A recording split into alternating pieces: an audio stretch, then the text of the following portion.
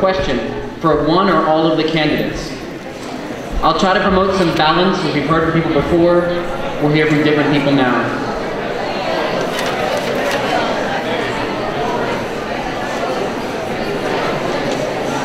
All right, we'll take our first question from over here. Hi, Mayor King. You say you wish to further cut defense spending, right?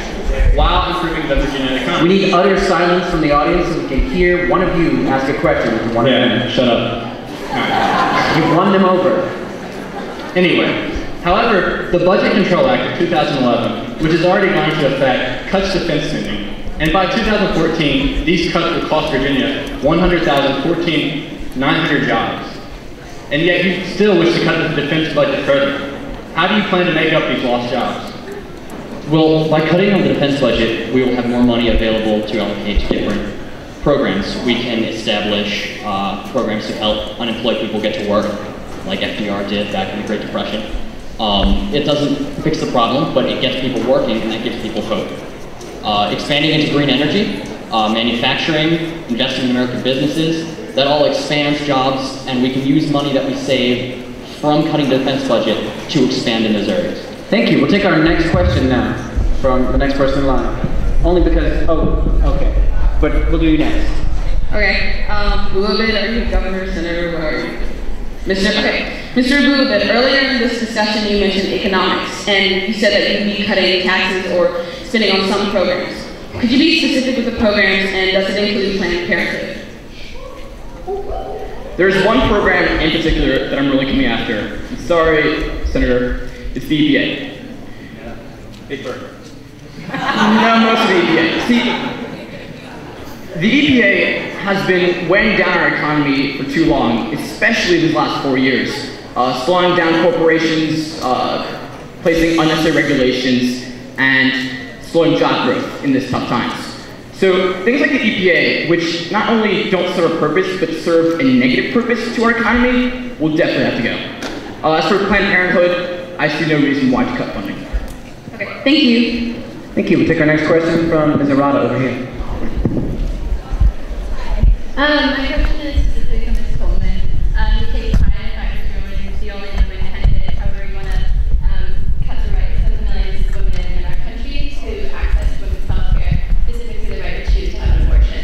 How can you stand there with women and deny rights to the women of your country? Well, I have to say that I actually do agree with Mr. Boobit over here, where I do not believe any funding should be cut to Planned Parenthood.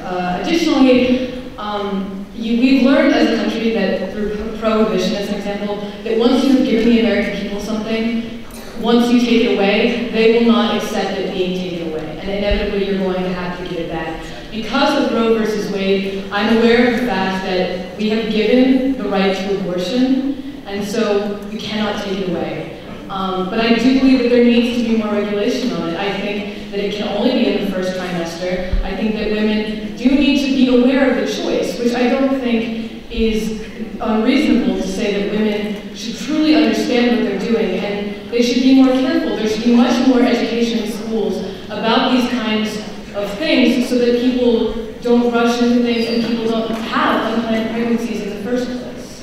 Just to clarify, Ms. Governor Coleman, is this a change in your abortion policy? Not so much is that I do believe personally as a human being that abortion is wrong, it shouldn't happen. But I also believe logically in the country that once you've given something to people, you cannot take it away. And also as a senator candidate, I'm here to represent what Virginia wants. I'm not here to tell them what they want. Thank you. We'll take our next question. We're doing a good job of having questions to different candidates as well. This is for all candidates. In America, we take pride in our nation's military strength.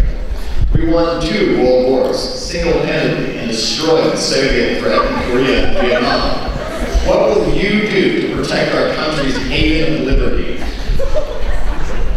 All right, I'll let our presidential candidates, our future commanders-in-chief, answer that question. Any of you may take it.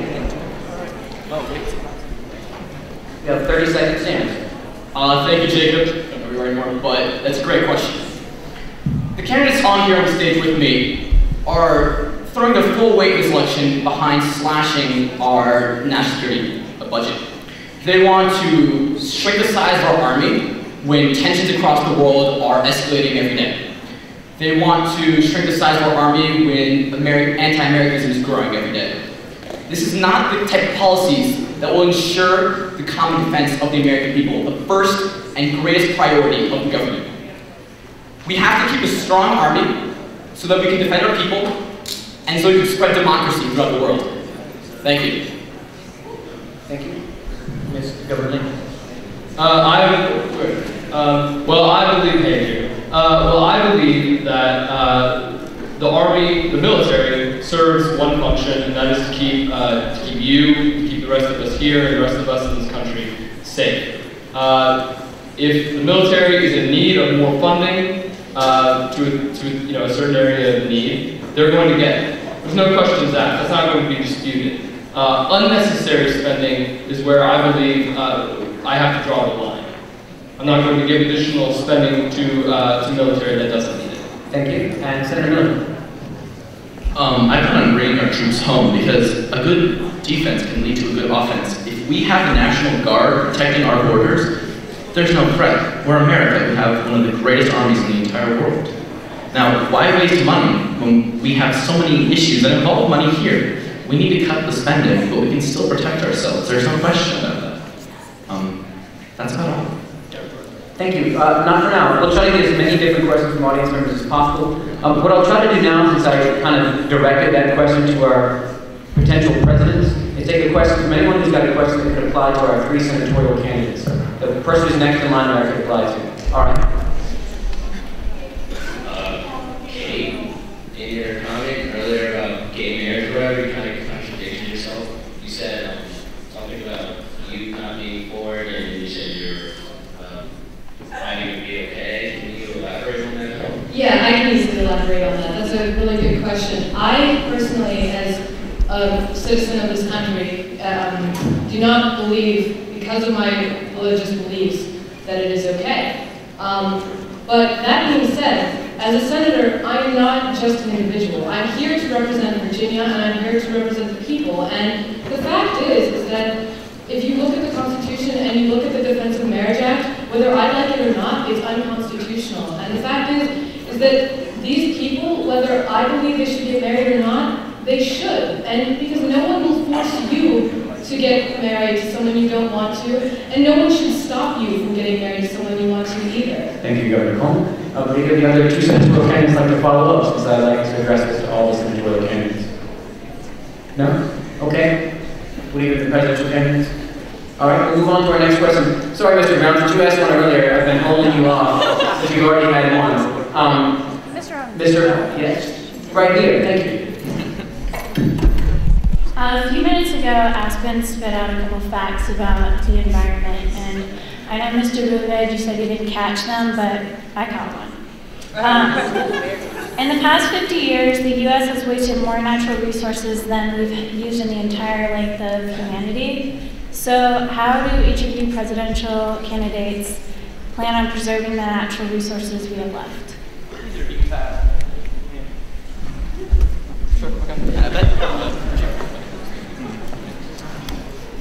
So that statistic is a little bit misleading. Imagine, if you will, translating yourself back to a time 50 years ago, 100 years ago, 200 years ago, 1,000 years ago. Do you really want to go back to that time? Humanity is moving forward, so it's only natural that we'll be using more resources.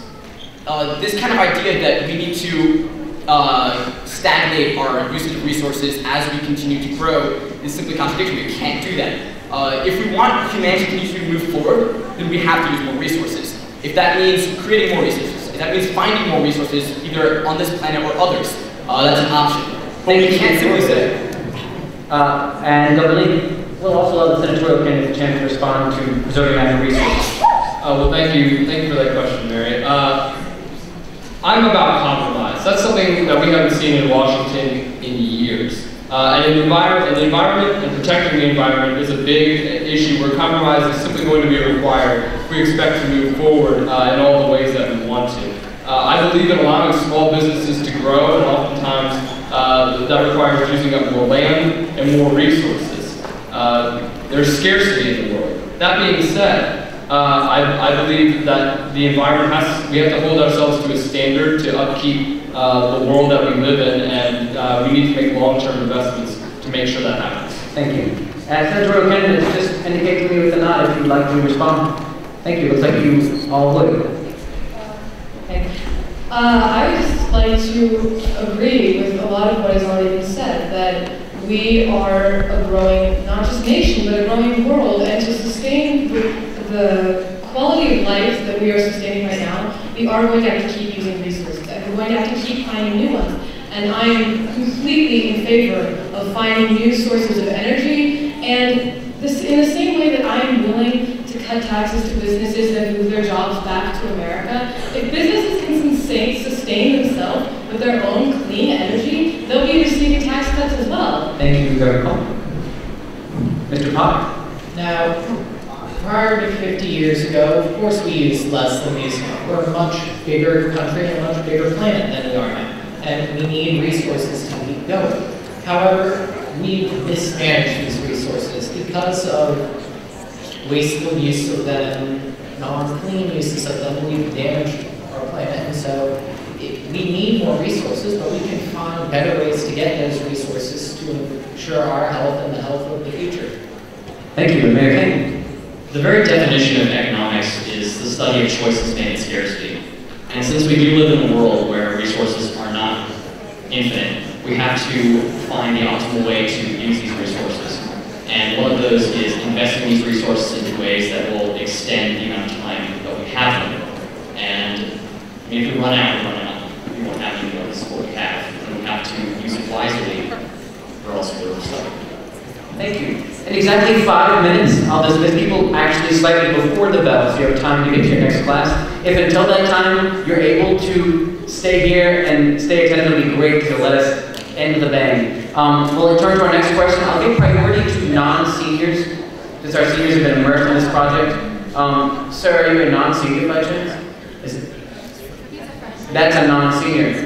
Go for it. This is to all the candidates who said they did not support death penalty. Don't you think certain individuals deserve death penalty?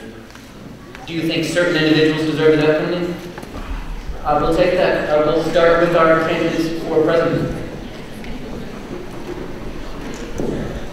Just so I make sure I heard the question correctly, why do I believe that certain criminals deserve the death penalty? Yeah, it was directed to anyone who opposed the death penalty. He asked if you had any exceptions to that opposition. I have no exceptions to that. That's a flat-out rule, I believe of mine.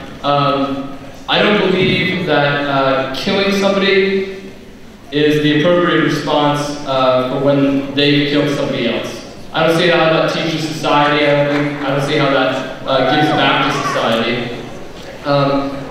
I've also done extensive research in the past on this very subject, not just from a moral standpoint, but from a financial standpoint.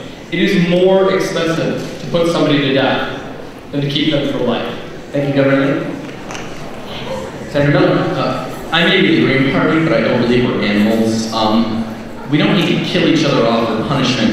Yes, some people need to stay out of the public for murder, etc., but we don't need to kill them. And like Mr. Lee said, that's a waste of resources. Thank you. Candidates over here who oppose the death penalty, are there any exceptions for you? Well, one of the key problems with our judicial system in this country is that a lot of it is focused on punishment instead of rehabilitation. And killing someone offers no possibility whatsoever of rehabilitating someone so they can fit into normal society. And it's just more, a life in prison without parole is more of a punishment to someone who deserves it than the death penalty would be. Thank you. Mr. Potter? I also believe that there should be no exceptions, although if you are a relative of a victim, you may feel that you want to get rid of this person and feel immense anger. It's how is taking the life of someone punishment for taking the life of someone else? It's completely immoral. I agree with Mr. Kane that rehabilitation is the way to go. With the death penalty, there are mistakes. There have been innocent people who have been put to death, and that alone is a reason. But of course, I'm pro-life, so how can I possibly be pro-death penalty? For our final 2 minutes, I want to allow each candidate a brief amount of time to say anything that has not been addressed yet that they think distinguishes them from the others, to let you, the voters, make your choice. If you have more questions, the candidates will be available to talk as they leave. If you're able to talk to them, that's great. Candidates, I'm going to give you a very brief amount of time, our final 2 minutes, to say anything you think that has not been mentioned yet that distinguishes you from your opponents. We'll begin with our candidates for president. Any one of you can take the mic.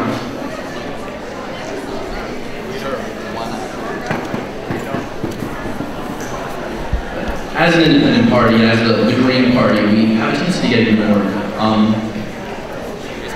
But I would just like to remind you that in not too far away, in the amount of years that you have left on this earth, you're going to start feeling the effects of not cleaning up our environment, not taking care of the place that we live. You're going to call me a hippie, you're going to call me a stoner, but we have real issues here, real issues that affect not just America, but the entire world. As America, we need to lead the entire globe. Thank you. Mr. Boone or Governor Lee, do you have any more issues you wish to address?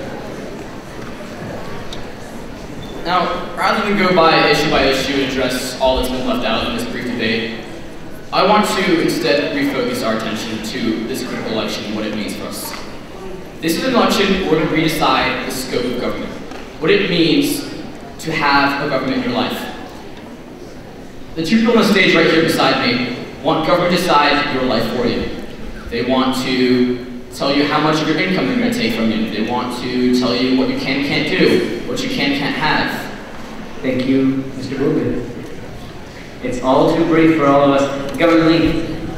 I'd like to bring up the issue of health coverage in this country, which I think really embodies my belief on what government should do for you individually. We have one candidate here, Mr. Miller, who his platform, frankly, doesn't focus on some of the issues that you care about. And then we have another candidate here, Mr. Gobid, who's just not concerned about you individually as a middle class citizen. My Governor Lee, if I had to cut you all off, there's more to say, and in a real debate and in a real election, we have months to say, and this has been great to see. Thank you all for coming to the 4th annual Charlottesville High School mock election debate. Drop off your ballots in the way out, and we love you all. Are we allowed to go like